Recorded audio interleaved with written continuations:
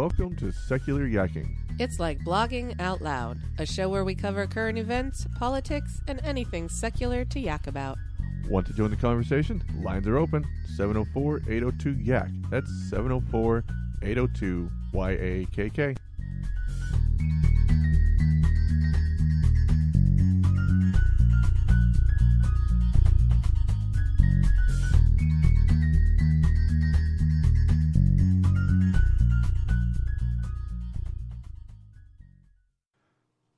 Welcome back, Yackers. Hope you had a fun and safe holiday. I know we had one.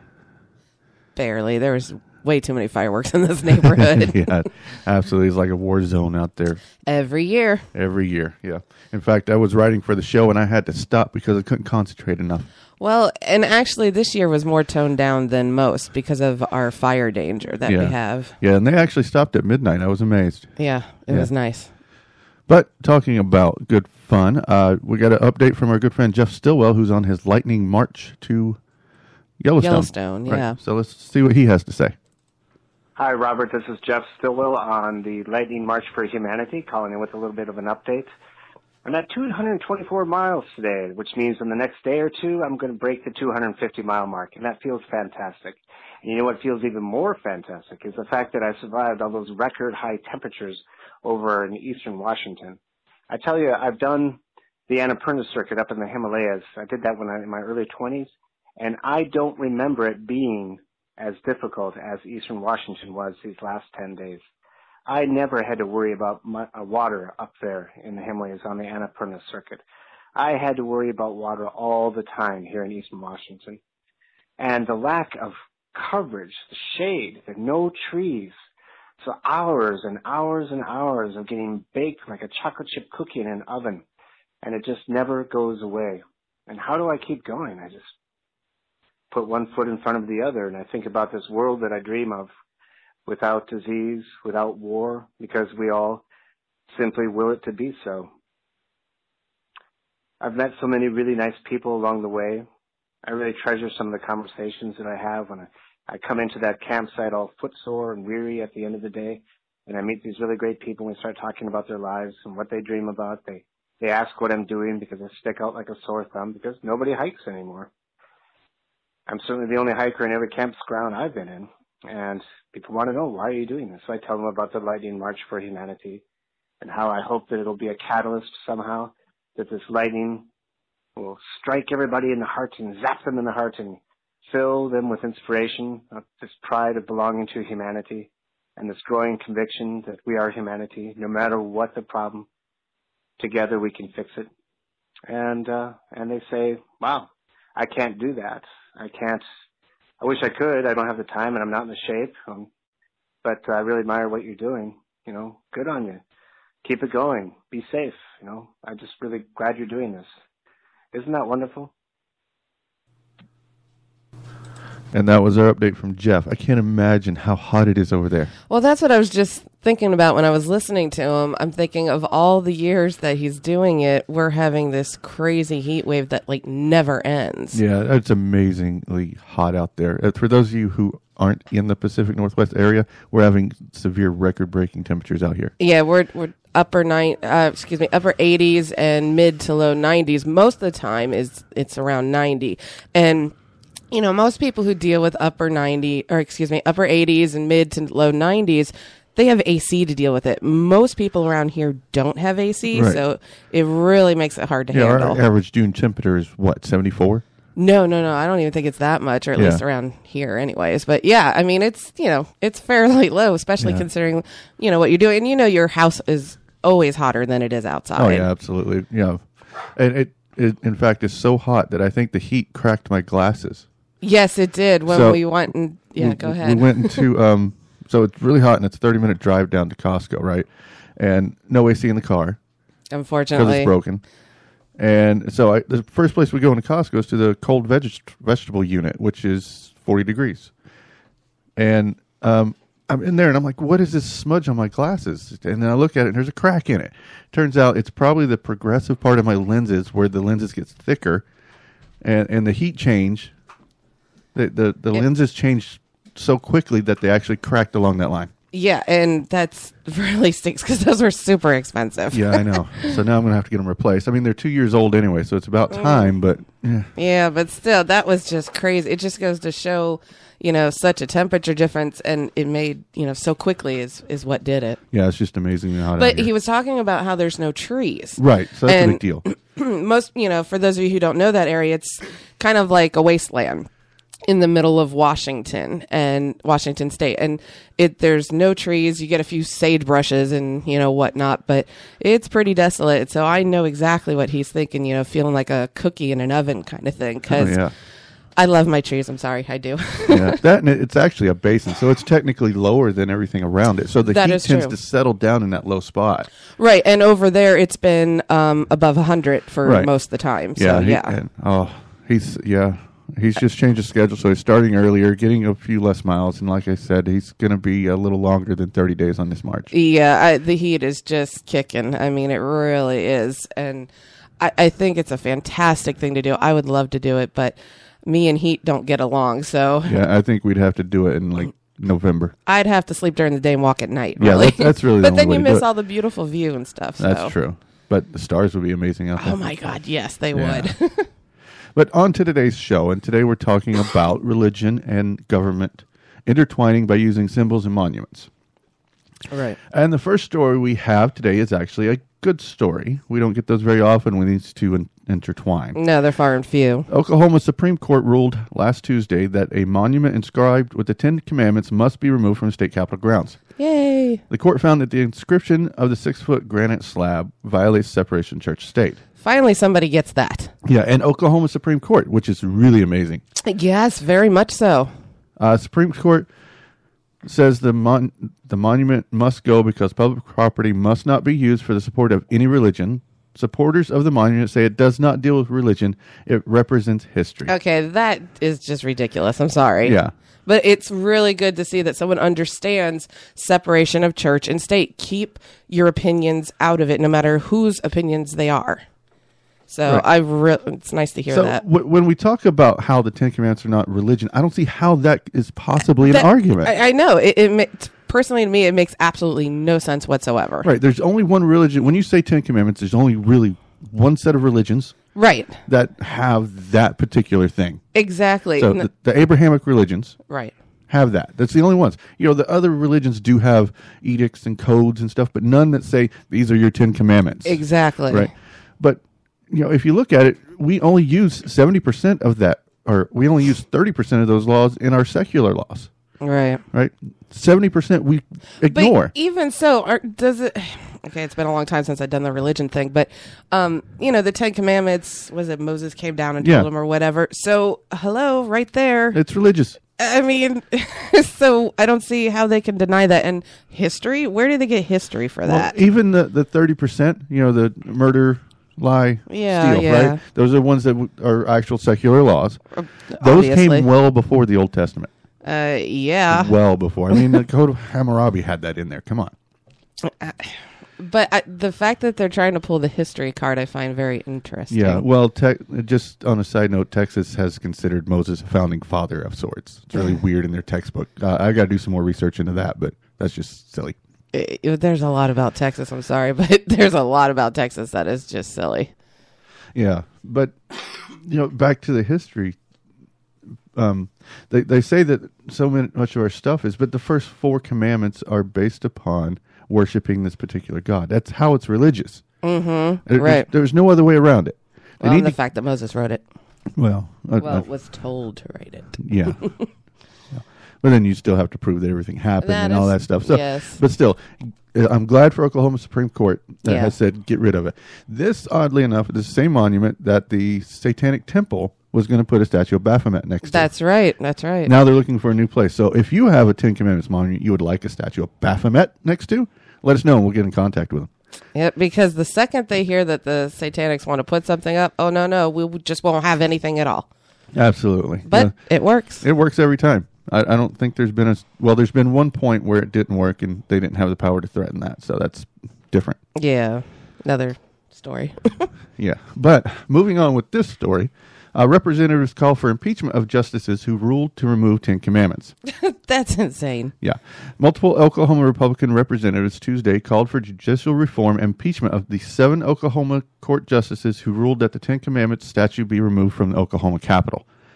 State Representative Kevin Calvey said in a statement, the 10 Commandments have undeniable historical significance as a foundation for U.S. law.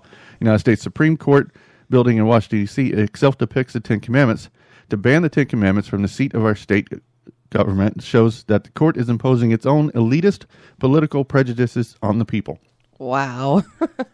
So, when he's talking about the 10 Commandments on the Supreme Court building, he should be talking about Moses holding the 10 Commandments next to Hammurabi, next to Muhammad, next to all these other not just historical lawgivers. It's not just the 10 Commandments. I mean, have you noticed how it's always just theirs. It's not any other religion or anything like that. It's just theirs all the time. So the frieze on the Supreme Court is a huge depiction of lots and lots of lawgivers throughout time. Mm-hmm. So it's not just the 10 Commandments. So they need to stop using that as an argument. That's true. Right. And then State Representative Mike Sanders said, this is pure evil winning in our state and our country, which was his opinion on both the state Supreme Court ruling and the recent court decision on same-sex marriage. Well, that's what I was just thinking. It's like they're still whining about same-sex marriage again. So because, same-sex marriage is passed and they don't want the 10 Commandments up, they think, they're being persecuted now. They're the victims and whatnot. Well, this, in my opinion, shows their lack of understanding of the Constitution. Yes. Because now they want to impeach someone because they had a decision that differs from them. That's what I was saying. Because someone has a different opinion than what they like. Hello, it doesn't work like that. Sorry. Right. That's why we have the 3-system government. Exactly. I mean, that's all I seem to hear anymore is about how they whine because there's a decision made that they completely disagree with, and they think because of that, people should be punished for this or like this, impeached or what have you. But it's story after story, whether it's same-sex or it's taking a monument down, you name it. And the ACA. Yeah, exactly. And it's like, oh my gosh, because you don't agree with what they say, get real, grow up. You don't agree with everyone all the time. Learn to accept it. Exactly. And the Supreme Courts are there to make these types of decisions. Now, I don't agree with every decision Supreme Court makes, but you know what I do?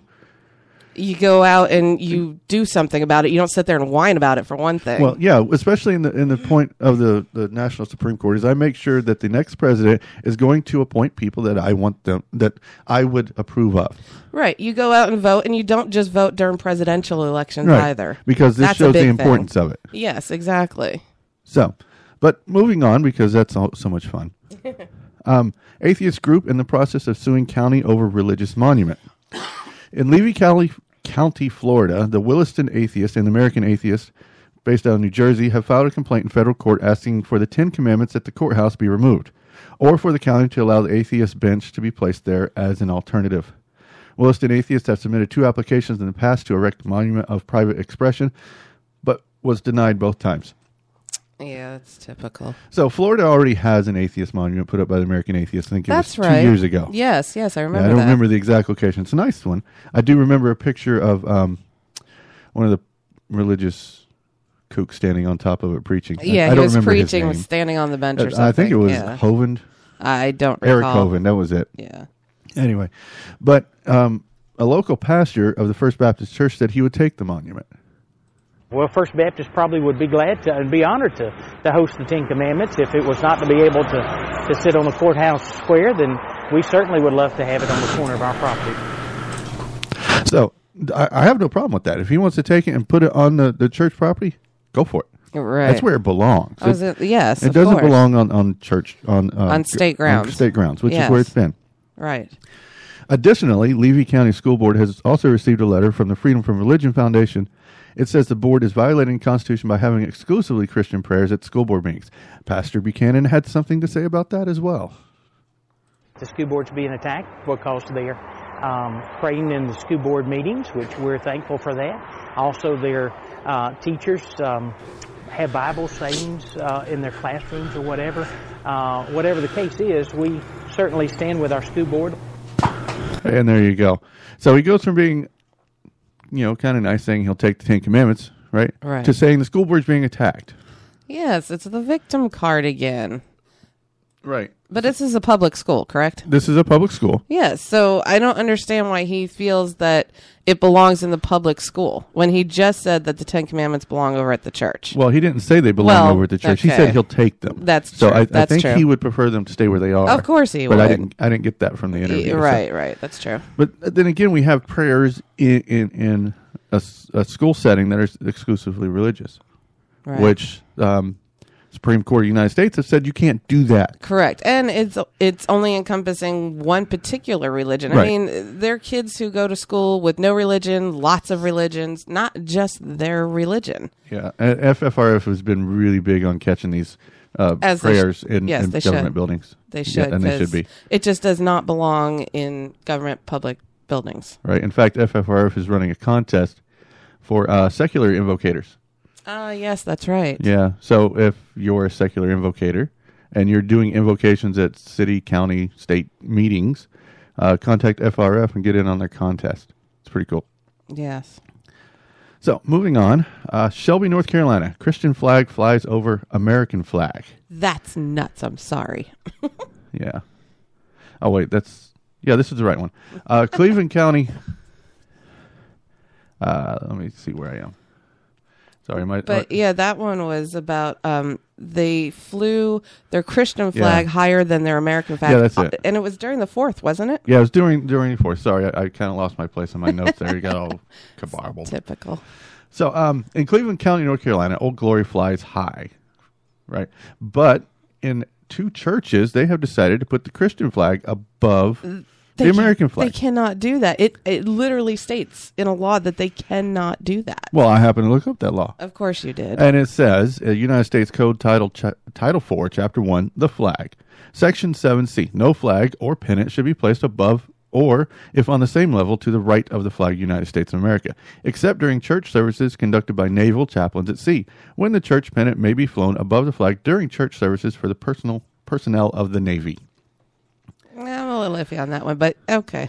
Well, that's what the code says. Right. Now, the code was written back when we had... Oh, yeah. Naval power was more important than anything else. Right. But the whole thing states... You cannot fly another flag higher than the American flag. Right. And even if you are on a military base, which you could construe this to say an Army base or an Air Force base or Marine post, then if you're having church service, then you can put your church flag above the American flag for the duration of the church services. Right. So what this guy did is he actually put it up, him and another pastor down the street, I think, put it up. Right. It was the 2 churches. Permanently. Or semi-permanently. Yes. Uh-huh. So, and the controversial move is one he noticed from a fellow pastor down the street. And he said, as I was changing the rope one day, the Lord just laid on me that he is first. And when he told me that, I switched the flags around. Great grammar, by the way. I didn't write it. He did. So the Lord told him one day while he was raising the flag that, hey, my flag goes higher than yours. That's what they're saying. In fact, he said that God comes before country. Yes. I understood that.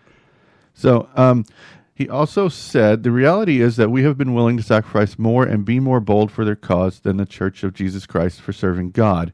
And that's got to change. Wow. Yeah.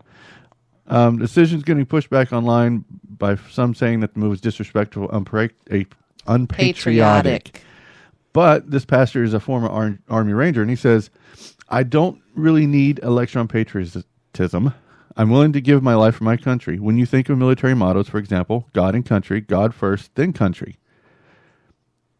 That's just kind of insane. So, and I don't see that as actual patriotism. If you're putting something ahead of your country, you're not being really patriotic, I don't think. I mean, I find the fact that he's playing the victim card again, with the we need to be bolder because everything's coming in that they don't agree with, Right. But the fact that the law states you cannot place a flag above an American flag just kind of trumps everything, Well, here's the thing. So that flag law is basically non-enforced. Yes, that is very I true. mean, I get it. Yes. So they get off kind of on that. Yeah, right. But still, it's disrespectful to the Well, I was country's thinking flag. disrespectful, yes. I mean, there's a exactly. lot of things that are disrespectful. If you're doing it out of free speech, fine, I'm good with that.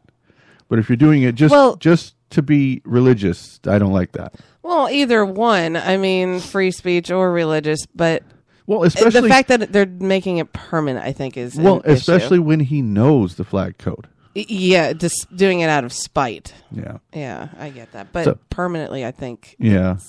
Because at least, like, you're doing it out of free speech or protesting, that kind of thing.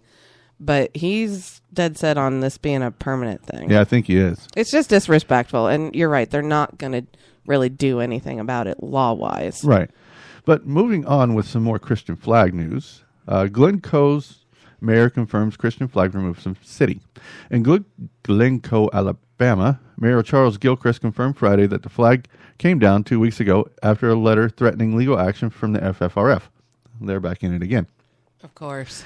The Christian flag, a mostly white flag with a blue square in the upper left-hand corner, including a red cross, has flown over the police department as far back as the 90s, when the late police chief B.J. Alexander took credit for raising it the first time.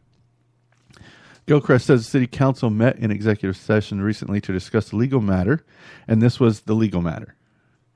FFRF had sent a letter saying the group had received a complaint from an unnamed local citizen about the flag on city property. The flag flew in front of a police department adjacent to City Hall alongside the American flag and the state flag of Alabama. Gilchrist says he looked and is still looking at a variety of options that he can legally find a way around the letter, and has consulted with American Center for Law and Justice, a Christian rights legal group headed by Jay Sekulow. So he just doesn't like it, so he wants to do it regardless. Right, he's following the law, Ray is at least sticking to the law. but he's finding a loophole. He's trying to find a loophole, which Yes. I don't think he will. That would be nice. It is obviously, and you can't say that's not a religious symbol. No. It is the flag of the Christian religion. Yes. So I don't think he's going to be able to find a loophole. I don't care. American Center for Law and Justice is a specifically Christian Right. legal defense center. That's all they do. As long as they stick with the law, I mean, that's fine. If they find a loophole, that stinks and it needs to be fixed, but the law is the law what is it the law. states. You Yes. should really, flying a Christian flag on public property is wrong. Mm-hmm. It is a direct violation of separation of church and state. And that's what I can't figure out why they don't understand this. Yeah, I really have a hard time with that because separation church and state, it's pretty straightforward. It's not really that hard. I get some arguments saying, well, a city is not Congress because it says Congress shall not, right? Are you kidding? They get that. Well, we're not Congress. But you're by the 14th Amendment, you are bound by these rules. Right. Right? Is it 14th? No, it's 10th Amendment. I Yeah. forgot. You know better than me. I'm not good with that. It's too early in the morning. But no, that's one of their arguments is they say, well, we're not Congress, and we're not endorsing a religion. We're just putting up a flag. But it's still a state government property. Right. So that kind of chumps it. And they get horrible arguments like we're just recognizing our Christian heritage in this country. No, you're endorsing a religion. I would say, again, they're pushing it on everyone else like usual. Right. I mean, that's the whole point of why we keep it separate, or supposed to anyways. So and then we have another one. Oddly enough, there's a whole lot of these. And these aren't like old. These are recent. It's ridiculous. So on Tuesday, a federal appeals court will decide if a Jesus statue can continue to stand in Flathead National Forest. I've seen this. You've seen this? I don't remember I seeing think we this. saw this. Yes, we drove a lot through Montana. I'm pretty sure we saw this. I don't remember a Jesus statue, but all right. A ruling in 2013, should be 213 for this ruling, affirmed that Jesus could stay on the mountain. And this week, a court will hear an appeal and decide whether to reverse that ruling or let it stand.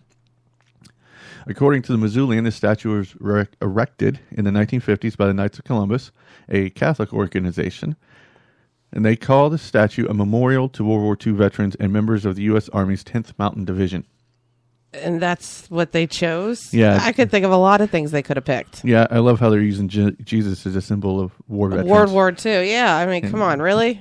Well, you got to look at it was erected in the 50s. What else happened in the 50s? Yeah.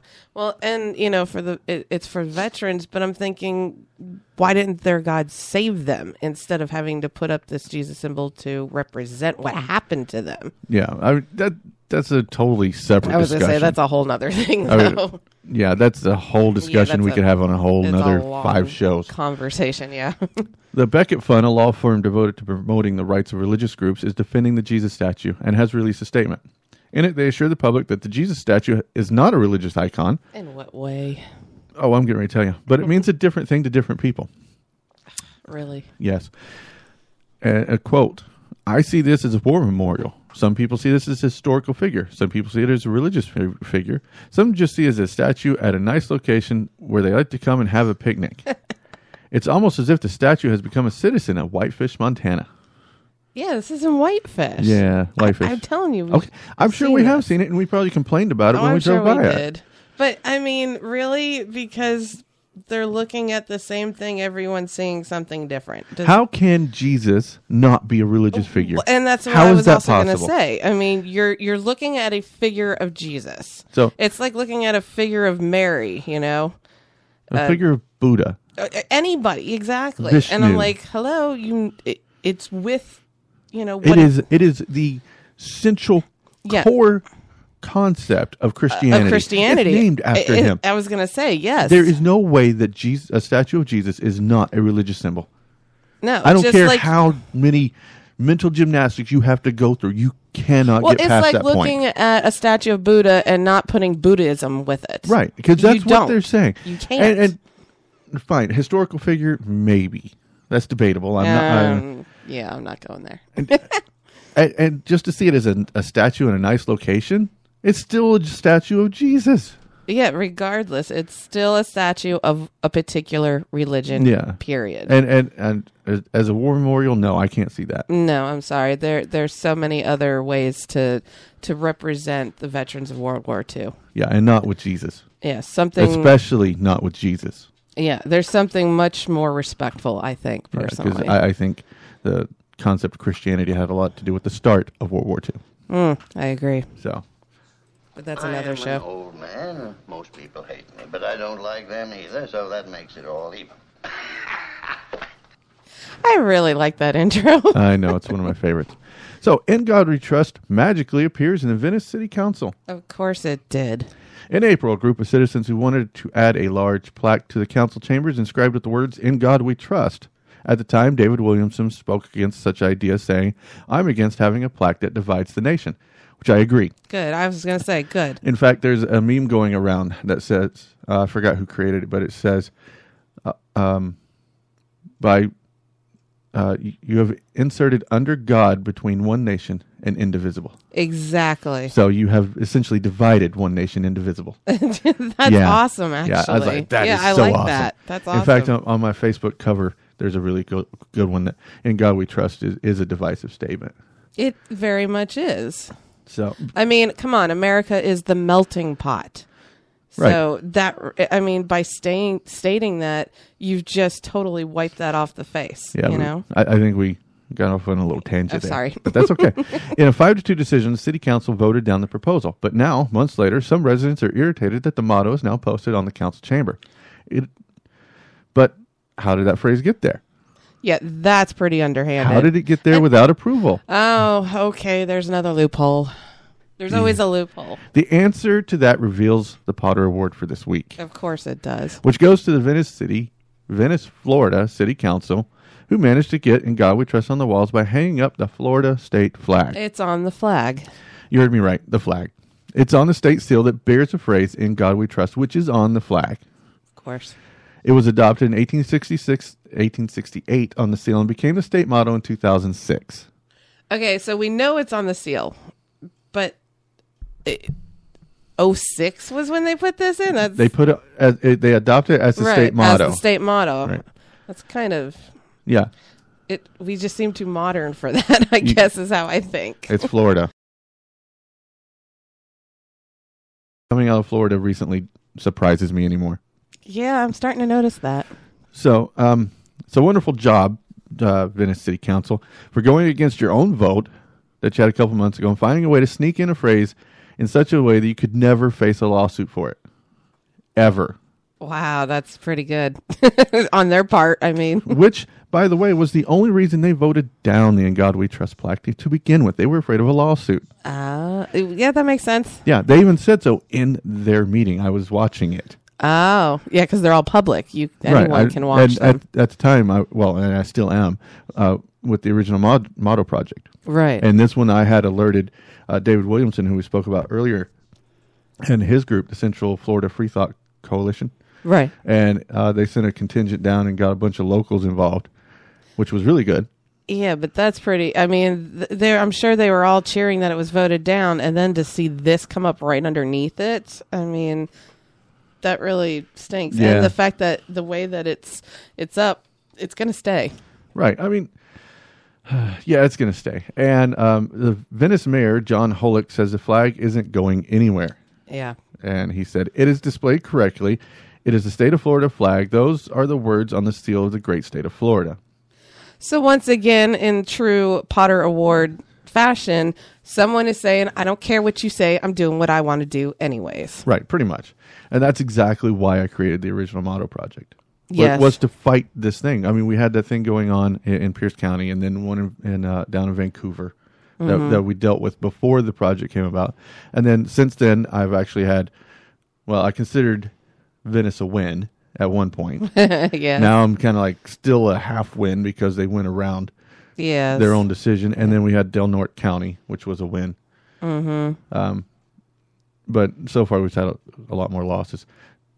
Well, you're looking at fighting against the large, long-standing Christian religion, right, versus, the just recently very active atheism groups. Right. So, right. And so much smaller. Oh, yeah, so much smaller. So, I mean, so one of the groups that we're fighting against is In God We Trust America Incorporated out of Bakersfield, Florida.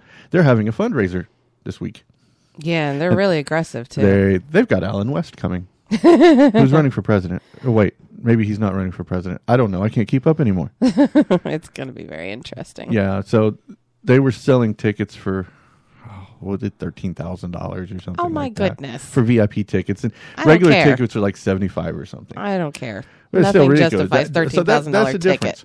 difference. Original Motto Project is self-funded.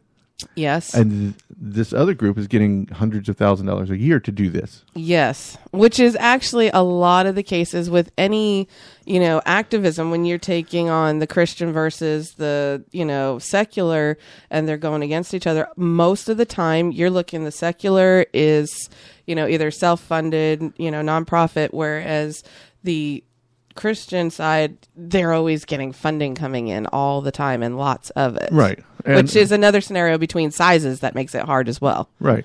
Now, I do know that In God We Trust America is technically a small group. They do have a board, but that's pretty much the thing. And Jackie Sullivan runs most of the day-to-day operations, from what I understand. But they're not the only group that does it. North Carolina, there's U.S. Motto Action Committee. That doesn't surprise me. Yeah, and they're actually doing rather well over there. They got like 47, 48 municipalities. That does not surprise me for North Carolina. And there's a guy who does nothing but goes around to council meetings and proposes this. Yeah, I mean, we're from North Carolina, so we know how it is there, so that does not surprise me at all. Yeah, and I've got a contact over there who's actually pretty active, Stephen Hewitt, who got the Christian flag off of a war memorial in King, North Carolina. Oh, that's cool. And he tried to get in Reason We Trust put in, and now he's working on getting E Pluribus Unum. I was going to say E Pluribus Unum, right? Right, he's working on one over there because I forgot what county it is. The county he lives in is trying to get In God We Trust on there. I think they approved it, and he's trying to get E Pluribus Unum to go up beside it. That's got to be a big fight over there. That is a for big him. fight. Yeah. Yeah, and I've been talking back and forth with him, and he's trying to keep me updated. Yeah. So right now they're not talking about it because they wanted to talk budget issues. Of course. Yeah. They always table it. So that's all the yakking we have for you today, folks. Yeah. I think we've got lots to talk about still, so make sure you listen in next week and every week thereafter. Yeah, check us out on Facebook, Twitter, and Google+. Of course, nobody's on Google+. I don't even know why I say that. But you can leave us a voicemail at 704-802-YAK. That's 704-802-9255.